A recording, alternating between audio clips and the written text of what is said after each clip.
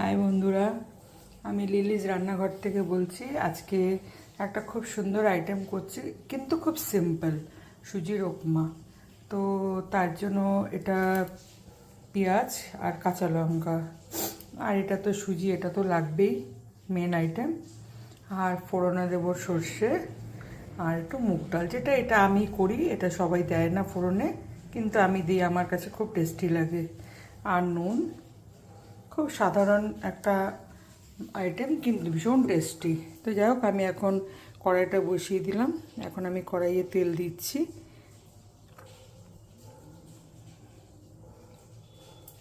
বেশ খুব বেশি একটা তেল লাগে না।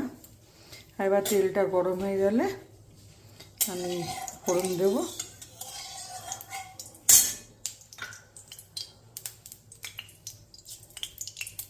একটু সর্ষে ফোড়ন দিলাম।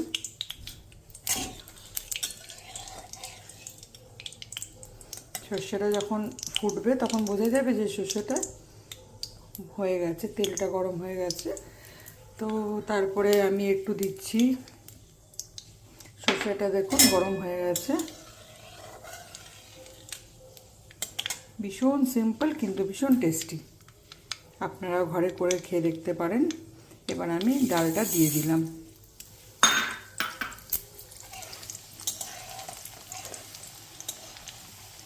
মুগ ডালটা সবাই দেয় না, কিন্তু আমার কাছে ভীষণ টেস্টি লাগে, ওই জন্য আমি দিই। এবার আমি কাঁচা লঙ্কাটা দিয়ে দেব। ততক্ষণে মুগ ডালটা একটু ভাজা হয়ে গেল। তারপরে আমি দিয়ে দেবো পেঁয়াজ।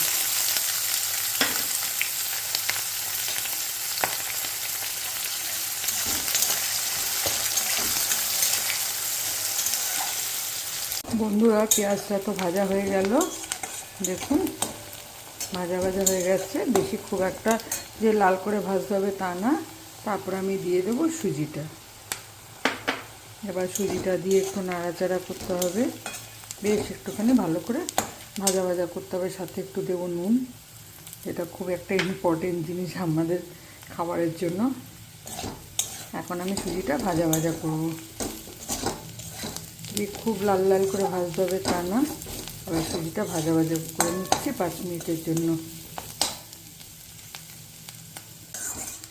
বন্ধুরা দেখো, সুজিটা ভাজা ভাজা হয়ে গেছে। এখন আমি এটার মধ্যে দেবো জল।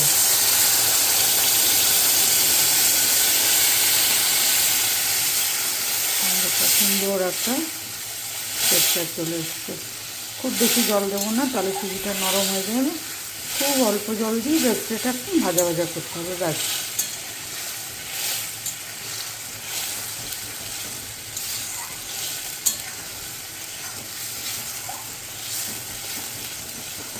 এটা দেখবে একটা সুন্দর, জলটা শুকিয়ে গেলে সুজিটা একটা ভাজা ভাজা আকারে চলে আসবে।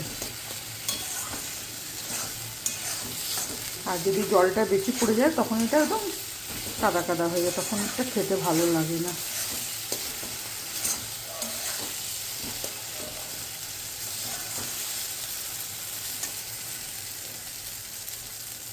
দেখো সাইড থেকে তেল ছাড়ছে, তার মানে এটা হয়ে গেছে। হ্যাঁ,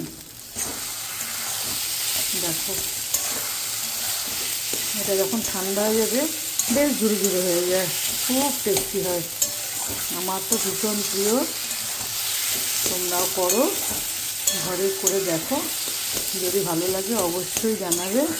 আর যদি আমার ভিডিওটা ভালো লাগে তাহলে একটু লাইক শেয়ার কমেন্ট করে জানিয়ে প্লিজ। দেখেছো কি সুন্দর হয়ে গেল, দেখো গলেনি কিন্তু একটু। এটা এবার প্লেটে সার্ভ করে দিলে বেশ সুন্দর লাগবে।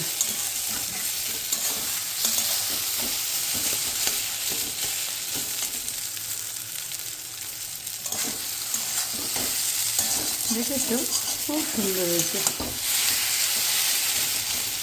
দেখো বন্ধুরা, আমার রেডি হয়ে গেছে। এর মধ্যে একটু টমেটো সস দিয়ে খাবে, খুব টেস্টি লাগে। তো আজকে এখানেই শেষ করছি। যদি তোমাদের এটা দেখে ভালো লাগে তাহলে অবশ্যই তোমরা প্লিজ আমাকে একটা লাইক শেয়ার কমেন্ট করো। এটা